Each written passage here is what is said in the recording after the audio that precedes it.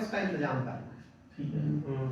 और क्योंकि जब पशु जाता है तो थोड़ा भूसा और लोग जो उसको बैठने के लिए या थोड़ा सा मुलायम या रेत डाल देते हैं, वैसे प्रिकॉशन करते हैं। तो उसके साथ साथ ज्यादातर भूसा या घासूती घास डालते हैं, ठीक है। तो उसके साथ साथ आपको एक टोकरी राख का इंतजाम करना है। जैसे ही जो वाटर ब्लैडर है, जैवरस की जो थैली है, वो बाहर आने लगे और घुटने पे आ जाए, तो एट दैट टाइम कि हमको 100% जो है वो हमारे हाथ में टोकरी होनी चाहिए। जैसे ही उससे वो थोड़ी सी नीचे आती है घुटने से, वो वैसे ही वो फट जाती है। हाँ। तो ये ठीक है, ये जो लोग गाँव के लोग हैं उन्होंने देखा है। हाँ, बिल्कुल। जैसे ही वो गिरे तुरंत उसके ऊपर ये फेंक देना है, क्योंकि जो उसका पानी है वो आपको मैक्सिमम जो है वो राख में जज्ब कर लेना है, एब्जॉर्ब कर लेना है। और वो इकट्ठा करने के बाद में उसको घड़े में रख ले, पुराने घड़े में रख ले।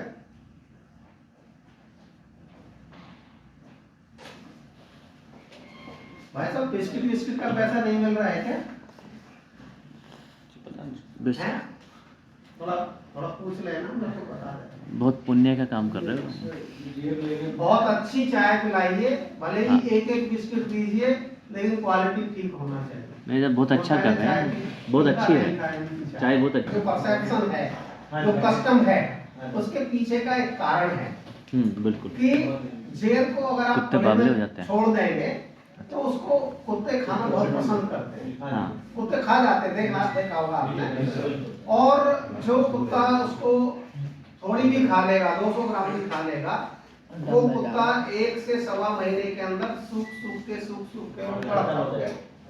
मर जाएगा, पागल हो जाएगा। तो क्योंकि माने नेचर का इकोसिस्टम डिस्टर्ब ना हो, ह्यूमन की सोच ने जो है फिर उन्होंने सोचा कि नहीं इसको जमीन में दबा देना चाहिए, ताकि जो है प्रकृति का संतुलन जो है इसे प्रभावित ना हो। तो वो जो है उसकी इंटेस्टाइन में जो जाता है तो वो बहुत आसानी से जो है वो डाइजेस्ट नहीं होता है।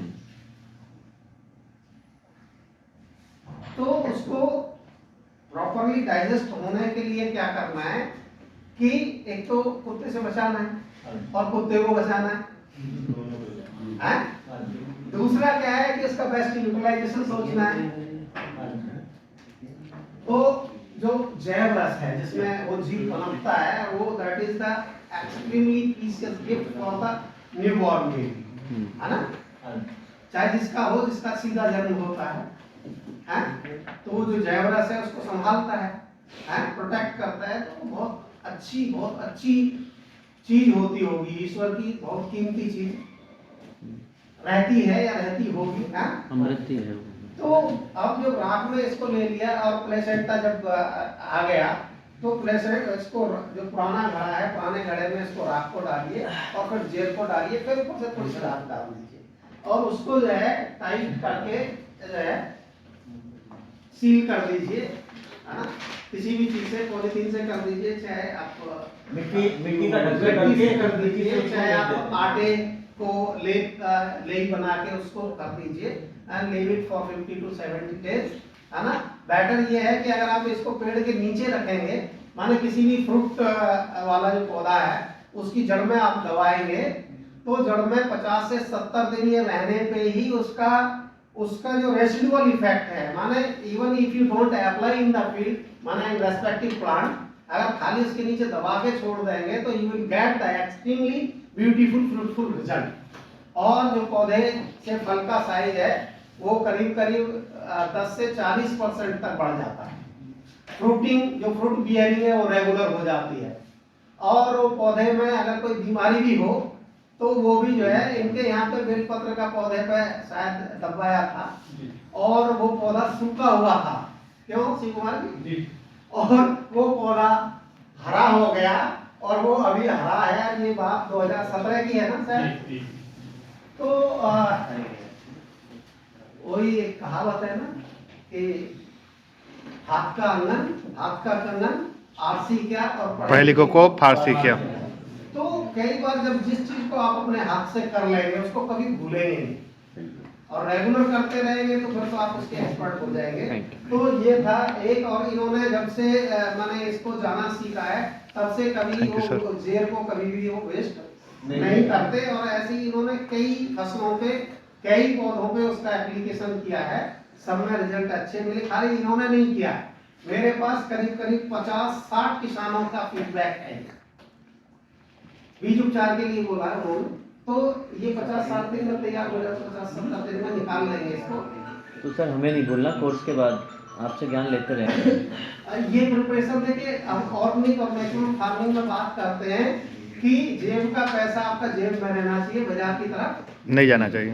क्योंकि हमारा पैसा बाजार की तरफ जा रहा है तो खोखला किसको कर रहा है? किसान को। बिल्कुल। और आवाज किसको कर रहा है? मार्केट। बस बस बस। है ना? तो इसमें हमें पहली प्राथमिकता यही है कि हमारा पैसा कम से कम उसका योजन कैसे हो और हमको ज्यादा से ज्यादा उसका फायदा कैसे मिले। तो इसका जो एक स्पूनफुल मटेरियल आप लीजिए और उसको 1 गिलास पानी में आप घोल लीजिए और 8, 10, 12, 15 किलो बीज पर जो है इसको स्प्रिंकल कर दीजिए। ऐसे हल्के हाथ से बोरे पे बिछा लीजिए और बुआई कर दीजिए, इतना। ठीक है, इसको आप फसल में लगाना चाह रहे हैं, जैसे गेहूं की अभी फसल है आपके पास, ये तैयार है, तो आप उसको 100 लीटर पानी में घोल लीजिए और घोलने के बाद जो जहाँ से पानी जा रहा है नाली के ऊपर आप उसको रख दीजिए, ड्रॉप ड्रॉप जाने दीजिए, एक करके छोड़ दीजिए। आपको यूरिया का प्रभाव आपको 48 से 72 घंटे बहुत अच्छा दिखता है, उससे पहले इसका प्रभाव आपको दिखाई देगा और वो प्रभाव वो यूरिया के बराबर या उससे ज्यादा ही दिखाई देगा। क्यों शिवकुमार जी को ठीक हो रहा है? कितना कितना दिखता है वो प्रैक्टिकल आप बताओ। मैं बकता हूँ। कलर भी बहुत अच्छा हो जाता है फसल का और बहुत अच्छे से प्रभाव यानी कि कैसा कलर आता है इसमें। जैसे हमारी ऑर्गेनिक में थोड़ा सा बसंती सा कलर होता है, तो इससे कलर का भी डिफरेंट आता है, बहुत अच्छा कलर हो जाता है। ये कई बार आपको ऑर्गेनिक फसल देख के थोड़ा मन थोड़ा ऐसा रहता है, थोड़ा सा गंदा गंदा सा, ये किसान ये लगावे तो मन आपका एकदम प्रफुल्लित हो जाएगा। है? तो अच्छा, ये तो रहा आपका इसमें लगाने का। अच्छा, इसकी पोटेंसी को आपको अगर बढ़ाना है, अब जैव खाद का आपके पास एक ही माने एक ही डोज है, एक ही आपके पास खुराक है, तो इसको मल्टीपल कैसे करना है? आप एक ड्रम में 200 लीटर पानी डालो, 2 किलो गुड़ डालो और ये जो जैव का ये कल्चर है इसमें से 1 किलो लो और 200 लीटर के ड्रम में डाल दो।